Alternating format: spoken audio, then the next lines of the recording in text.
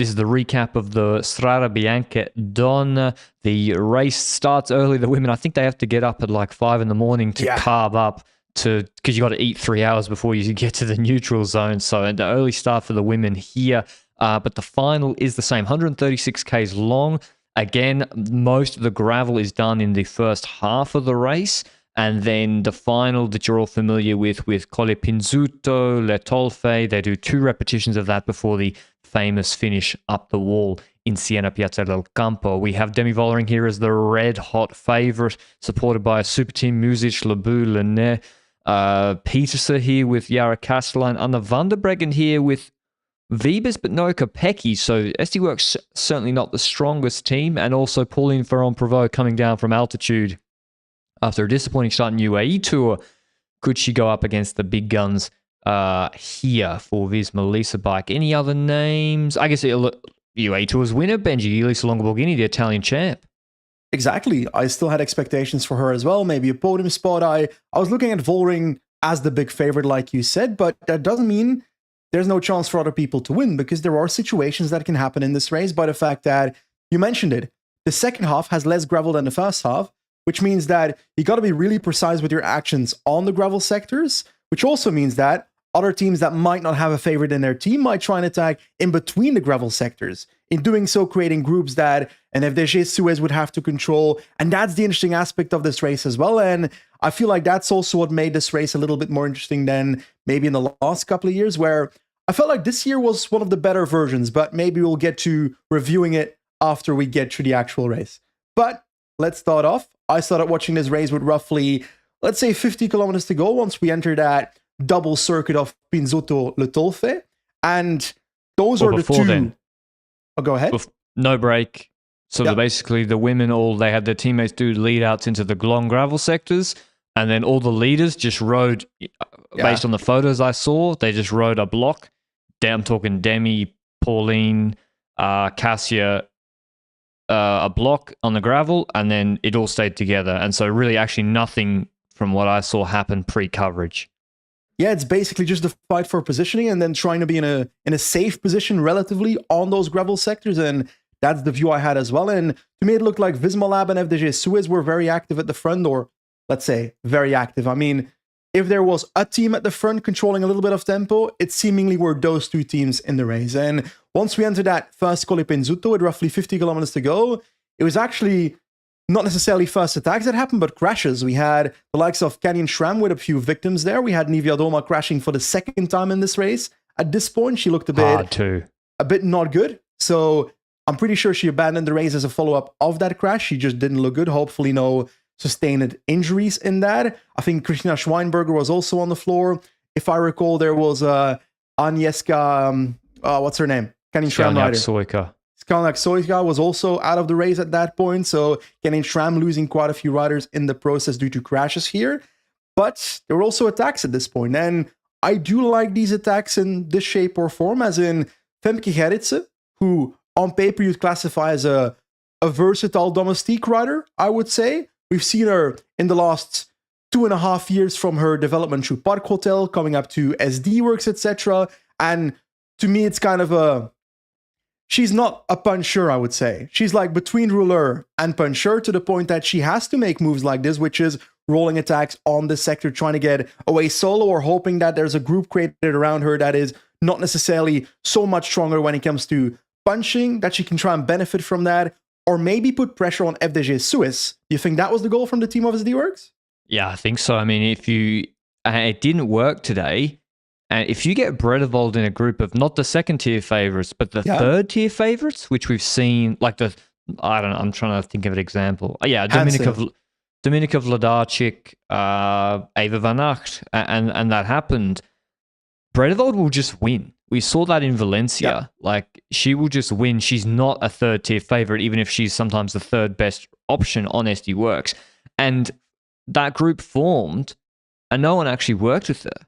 Because I think now Bredevold has moved from being underrated to now people are rightly scared of her.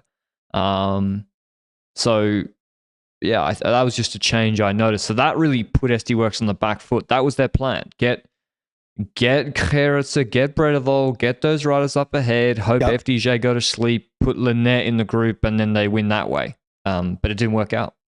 Exactly, because while Femke Gerritsen did have a bit of a gap going into the second last at Tolfe with about 43 kilometers to go, the tempo in the favorites group behind was still there. And even when that gravel sector started, it was one of the leaders of a team that came to the front and wanted to hard pace, which was Liana Lippert on that gravel sector. And if you don't know, Le Tolfe is the gravel sector where last year we saw Kopecky launch on, and in previous years also Mathieu van der Poel in 2021 with the thermonuclear attack. So that is the one where we expect like big action in these last two circuits. It's a dipper. Yeah. You come in with speed. Yeah. And then boom, you get like 70% gradients at you. Okay, that's slight exaggeration, but you know what I mean. Back at the group though, I saw the likes of Longo Borghini in trouble. I was kind of surprised to see that. I expected more there, but she didn't look like she had her best day today. We even saw Persico put her hand on her back in like a supportive manner, like you say, then you know. But I'll be honest, at this point in the race, I saw Juliette Labou sitting in full third last position. I thought, okay, she looks a little bit cooked. She looked mid, yeah. I also thought Lynette, Muzic, they're okay. Lynette's just dropping every sector. Muzic not so explosive, and now Labou's sort of in the back of the group. Strange. But also for Ferrand-Prévot, she had gone from having 3 teammates. Yeah. And Van Aert had anticipated and got a group with Bredevol that came back, but then they were positioning her into every sector, and then all of a sudden, literally 3 Visma Lease bike riders all dropped together. And she's gone from 4 in 20 to 1 in 20. We've already had anticipations. Phoenix got numbers. FDJ got numbers. Not Movistar. Anyway, SD Works have numbers. Problems. And that immediately happens. A dangerous group begins to form, Benji, with Gerritsen, because I think there was Castelline, Muzic, Kim Lecourt, the Mauritian Natty champ, strong rider, Mavi Garcia and Gerritsen. And so there's UnoX, Phoenix, FDJ, all the teams, just Canyon missing, but they had half their team crash out. I was like, Ferrand-Prévot's fucked here, because they're all going to look at her, and she just got to hope that FDJ closes it down. She, in some section, just bridges into that group, and all of a sudden, FDJ don't pace because they have Muzic ahead. The group just sort of rolls a bit together, and then they got 40 seconds all of a sudden. Yeah, and I feel like I wasn't necessarily as doomed feeling towards Ferrand-Prévot, because I do feel like a lot of the riders in that group are thinking, okay, yes, on paper, my name is Edsed. What am I going to do here? My best possible result is out of this group, not from the group behind. If you're Mavi Garcia, you always ride, because your name is Mavi Garcia, so there doesn't even have to be a reason for you to ride. You're always pacing at the front of the group. That's the state of Mavi Garcia. But in this case, on paper, you'd also say, in this group, bit of a better chance of a result than if you end up getting caught again by the group behind. And when it comes to Gerritsen, it's a bit more difficult because Van der Breggen's behind, so you don't necessarily want to push too much with this group. So that's one. And also when it comes to Muzic, if you have Muzic in this group, I don't want to ride, because you've got, on paper, voting in the group behind, Labou. I was under the impression that Labou was cooked at that point, which we'll get to that. But that brought the thought into me, okay, is this some kind of representation fallacy? We've discussed this a lot on the podcast before with SD Works last year, for example. Imagine you have your leader in the peloton, and you decide to put a domestique in the breakaway to say, we've got someone up there, but what if your domestique in that breakaway is weaker than the riders around her? And in my opinion, Muzic didn't look as vibrant as the likes of Kim Lecourt, the likes of Ferrand-Prévot. Thoughts? Oh, no way. It looked like Lecourt, Garcia, and Ferrand-Prévot. They were doing all the work. And Muzic was sitting on, and every little pinch where Garcia gave it a bit of gas, you saw Muzic sliding. And so you're like, well, if they go to Siena, she's not going to outpunch them. She's a pure climber, Evita Muzic. And it's a great move to be in, because what did we just see in Omloop last week? We saw FDJ lose their minds and refuse to chase. So what do you want to do? You want to go in an anticipation and hope FDJ lose their minds and say, we have Muzic ahead. And they did for a while. Trek controlled it, but it got to a minute 20. They never put the cars in between. And then we're getting to the, I think the last Colle Pinzuto. It's make or break now. It's got to happen. There's Pinzuto and the Tolfe, the two hardest gravel sections left. Vollering has to do something.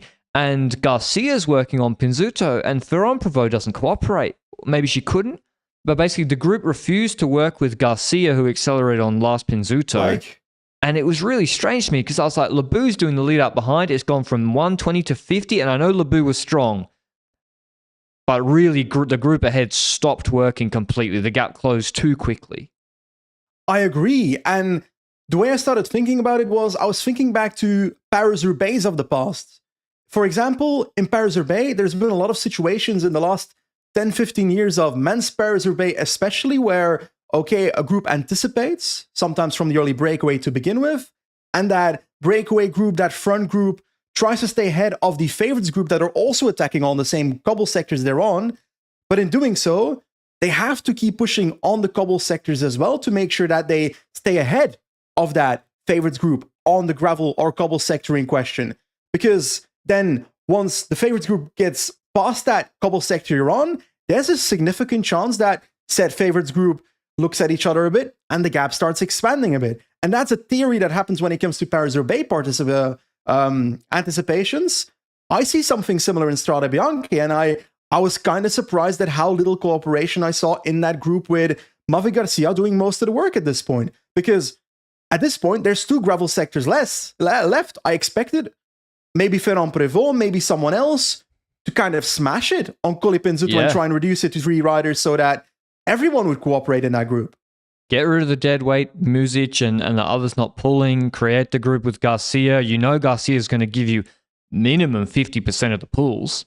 Yeah. And it makes sense too. You can go for the podium. And yeah, they completely stopped, and they didn't even make it nearly to Le Tolfe. I was really surprised. Maybe they were cooked. We got to say Ferron Prevot had crashed on the corner that Magnus Sheffield crashed in. It's a fast left-hander after a gravel sector. She came in too hot and didn't even unclip, got straight back up, but had road rush on the left side. But yeah, Garcia was like, what are you guys doing? Do you not know that FDJ are doing a nuclear lead out with Labou behind us? And that's exactly what happened at the end of... They didn't even make it to the end of Pinzuto, and basically they were there, or just afterwards, before Le Tolfe. Yeah. Labou dragging, and crazy performance from Labou. Did the lead out on Le Tolfe beforehand. Demi attacked... No, on Pinzuto, sorry.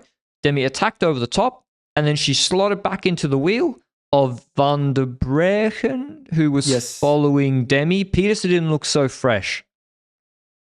A little bit less fresh. Yeah, I think she was like in B4-5, but with a little bit of a gap in there as well. So it was certainly those 3 you mentioned, which is Vollering, Anna van der Breggen, and then Juliette Labou. I gotta say, it doesn't stop there when it comes to the activities of Juliette Labou, because for the next 5 to 10-ish kilometers, we're basically in between Colli Pinzuto and the last Le Tolfe, and I was expecting FDJ Swiss to keep it together, which is kind of what they did, to try and launch Vollering on the next gravel sector, and that's the exact situation we are looking at. But we come to that gravel sector, and FDJ Swiss's positioning is completely off. Muzic is off the back, Labou is not necessarily at the front, Vollering's not at the front either. We see Anna van der Breggen hitting the front, and you've said it already, it's a dipper, Le Tolfe. So you've got the descent running, then you've got a bit of a flat, and then it launches very steeply. And you got to add on to that, in that descent, there's a motorbike in front of that group.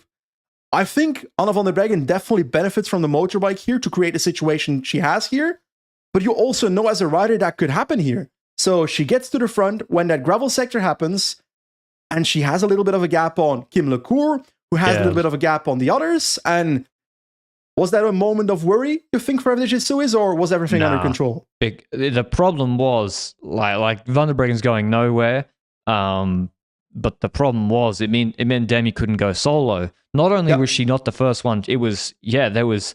Lecourt lost the wheel, then Ferron Prevot's not going to chase, then Castelline and Peterson were a little bit cooked, and then it was FDJ. So Demi had to come from P8 on Le Tolfe to begin her attack, and she does. She launches it, she catches up to Van der Breggen, but the problem is, she loses the opportunity to drop her. She sees that she's got Van der Breggen and Ferron Prevot, they're the last 3. Just at the end of Le Tolfe, she's got them on the ropes, and she gives it one more squeeze over the top. Ferron Prevot cracks. She just cannot follow. Van der Breggen just gets on the wheel as it becomes tarmac downhill again. And we got two going clear. Ferron Prevot goes back to the group, is collected. Labou's blocking. Garcia, Peterson, and Castelline, they're all cooked, and the gap goes to 30 seconds with Demi just trucking. Demi looked so fresh. She wasn't, she just ripped it to 30 seconds, and we knew it's going to be between these two, and it's like Van der Breggen can cooperate or not. She has no teammate in Group 2. She knows she's going to get dropped on Siena. What are you going to do? Yeah, that's a difficult situation. But before we dive into the 1v1 that we have on the Via Santa Caterina, I do want to highlight Labou a little bit more. I swear I went from 40 kilometers to go, from the feeling of, okay, she looks a bit cooked at the back of the group, to, okay, she's still got energy left, okay. Oh my God, this lead out on Colli Pinzuto is huge. Like, she's closing down the gap gigantically. Oh, she's still there. Letolfe, the last one. Wait, she's in 4th position? I've gone through every roller coaster emotion when it comes to Juliette Labou in this race. Easily MVP of the race, no? Yeah, definitely. And this is the difference, on SD Works last year. Maybe they, in the same situation with Ferron Prevot and Mavi ahead, maybe they throw Bredevold in a chasse patate instead of chasing when Demi was on the team. They've done stuff like that before. So true. It was, they just had basically perfect teamwork. They played it cool. Would that group have stayed away with perfect cooperation? No. Like, you look how strong Demi was in the final of this race. That group was never making the finish. Could they have made it to base Letolfe? Maybe. But I don't see any situation other than bad luck where Demi doesn't win this race today with Labou supporting her like she did. And they go to the finish in Siena. Van der Breggen jumps Demi on the left, the really narrow chicane as you come up to the last pinch in Siena, last 250, 300 meters uphill, and launches it. And full credits for trying, but Demi just sits on her, waits for her to sit down, and then inputs the launch codes. And she literally puts her on 10 seconds in. I'm not joking, 10 seconds in like 30 seconds. At the top, I counted. She dropped the hammer, and she goes solo to win Strade Bianche. Dominant performance, her second victory after winning in 2023.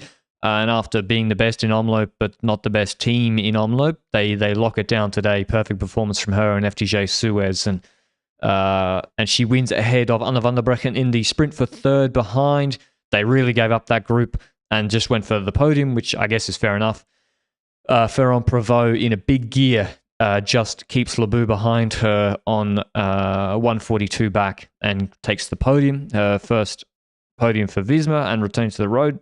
Labou 4th, great performance, as we said. Garcia 5th, also excellent. Castelline Peterson 6, 7.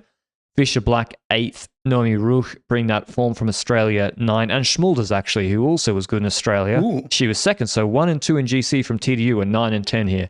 Rouge and what are you Schmulders. Saying? Are you saying Tour Down Under is the best indicator for the Tour de France, or what are you saying? Just that they're good riders. like they're just, they're franking their form. Hypothetical. We're in this race, but we add Lotte Kopecky to the start list. How does that impact this race? Let's say after Letolfe, we've got Voring, Van der Breggen, and Kopecky in a 3-woman group. Do you see a scenario where which rivalry is more vibrant? Is it the Voring Van der Breggen one or the Voring one? The Voring Kopecky one. SD Works would have won with Kopecky here. Possibly. Van der Breggen was good enough to follow Demi. Yeah. And be annoying. So now you got Kopecky behind. I also don't. I think on this circuit, if Demi didn't drop Van der Breggen, I think she's not dropping Kopecky. So I agree. So then Demi has a big problem in the final, actually. Maybe she can solve it, but I think. Who'd Voring more prefer to win out of the other two? To beat. Yeah. I reckon she just likes Kopecky more. Okay. But I don't know. Anyway, she'll be happy with winning International Women's Day. Dominant performance, the biggest rider in the women's peloton. Nike deals, big transfer, backed by Specialized, and she wins one of the most iconic races on the women's calendar and the men's calendar today. I swear I saw another promotion on her Instagram lately of like a new car deal that she has, maybe a Polestar or something. She's flying. I don't know. She's cooking on the bike and off the bike. I'm personally a fan. I like seeing deals like that happening in the sport. I think that shows not necessarily just that, because on one end, yes, it's great to have these companies invest in teams, but on the other hand, it's also valuable that these companies, these brands see individual riders as highly influential enough that they want to make personal deals with them on not just a local car dealership level, because Nike's not a local shoe dealer. Eh? It's a proper deal they have with Demi Vollering, you know? Yeah, they use her in like global marketing. So as one of their like female athletes. So yeah, great race, really entertaining. Of course, we probably knew Demi was going to win, going to Siena, but it was a really entertaining race. Good anticipation group. Yep. Good to see Ferrand-Prévot competitive after the disappointment in UAE. I definitely for the Hill Classics and Belgian Classics, I think she'll be a big factor coming up. I'm somewhat not surprised by that fact. I wasn't expecting GC Ferrand-Prévot to show up this year, but I had some belief when it comes to one-day races. So for the Classics, Hill Classics, that kind of vibe, I have some confidence there. But I do think that she's obviously not on level of Vollering when it comes to Hill Classics to me. And when it comes to Anna van der Breggen, we also have to highlight the fact that she showed up on her first GC race already, being pretty solid. Yes, she got smashed by Vollering, but that's not a crime. I'm sorry. She's still one of the best riders in the peloton with the level she showed today. So she's undoubtedly going to win a race this year, in my opinion, Yeah, she... I don't know which one, but yeah, she's definitely she's coming into form at the right time for those spring classics coming up. So, and also anything else from Strade Bianche? I think it's good Van der Breggen's back, Benji. So now we have 2 extra riders on a good level for the classics, Van der Breggen, Ferrand-Prévot. We've got FDJ looking good. Kopecky wasn't even here. I think for the one-day races, I'm really excited this year. I'm really excited. I think it's going to be super competitive. Is this the moment where we try and address Annemiek van Vleuten to also come back? And is there anyone else we can rack up along the way? I don't think Annemiek, for Strade, I'm not sure she can. I don't think so either. Yeah. She was getting less and less punchy. And the level keeps going up generally. Why don't we move over quickly? Just a word on a .1 race that's finished, Vuelta a Extremadura Femenina. It was supposed to have a long climb today. There was an opening TT won by Ellen van Dijk, who probably didn't think she had a chance for GC here. She won ahead of Otterstad and Katrina Allerud. And then there was a sprint stage later that day. Marta Rana from UAE, Team ADQ, won that in a sort of late breakaway or from the middle of the stage. Karis Lloyd, the 18-year-old Brit, and not just 18, if she was born one day later, she would be a second-year junior still. She's born 31 December 2006. She won the bunch sprint behind, which is really impressive, ahead of Clara Caponi, no less. Legit sprinter, like she won Schwalbe Women's Classic earlier in the year. And then stage 2 yesterday, there was a short climb on a highway. There was nasty crosswinds all day, really hard, intense race, and Otterstad won the sprint out of Van Dijk and Wolf. Wolf was mad that she didn't enter the corner first. And then stage 3 today, they had to take up the long climb, otherwise Kladnova would have won by too much. Nah, actually, it was 4 degrees at like the start, and then raining so heavily, flash flooding. In the men's, they don't take out a climb just because there's some rain, but I don't know. Depends on whether it's a Giro or not. Well, also, it probably would have been on the descent, like below freezing. So, March race, I actually don't have any problem with safety-wise taking it out. But it's a shame. It's a shame for the race, because for Rialini, if you have, when teams send their riders to this race, they also expect the mountain stage to be present. Yeah. To be clear, it's very good that for safety reasons, such a climb is taken out. That's a very valid argument, and I'm not fighting that. I'm just saying that I would have liked to see it happen. I would have liked to see a 19-kilometer climb, 16-kilometer climb? 12 Ks, but it was like 7%. It was hard. Close enough. But feels there was like other climbs to too. me. Yeah, and this is where there were other climbs in the region. But anyway, it was nasty weather, like raining, full gas rain all day, cold weather, crosswind, and Wolf won the sprint. So an 18-year-old wins again. As I said, I really think the revolution that happened with Remco in 2019 for young riders in the men's, I think that's beginning in the women's. And 18-year-old wins a professional race, 5th on GC, ahead of today she won ahead of Otterstad and Van Dyke, probably like from Yorkshire. This is Summer's Day in Yorkshire. Yeah, but we got to talk about the grand scheme of things as well. Just imagine all these riders growing up, and you've got a British national team with Imogen Wolf, Karis Lloyd, and Kat Ferguson. Dude. British team in 5 years looks nasty. In the World Championships, if there's like a hilly World Championships in 5 years, Britain's going to go, yeah, Britain looks Zoe crazy Backstead. good. So, yeah, it's crazy. Van Dijk, though, because the lack of climbs and some bonus seconds and a great TT, she wins GC. She never would have thought she would have won it. Probably they were here for Riolini. She wins. That's her 70th pro win, by the way, for the 38-year-old. Otterstad, who's really improved in the last year and a half and came third in TDU. She comes second with a stage win. Martirano third with a stage win as well. So, yeah, really nice for a race. Well, it was very rainy, but cool to see the youngsters and also cool to see, Ellen Van Dijk still the boss. Yes, sir. Honestly, I enjoyed it so far, but we're obviously live streaming the Strade Bianche women's reaction after the women's race, and now we're about to jump into the men's race in real life, but on the podcast you already heard it, so it's a very confusing situation right now, eh? Yeah, let us know in the comments who won the men's, because we haven't watched it yet. But yeah, I'm going to go and watch. Thanks for listening as always. Hope you enjoyed the coverage of Strade Bianche, and we'll see you with Paris tomorrow. Till then, ciao.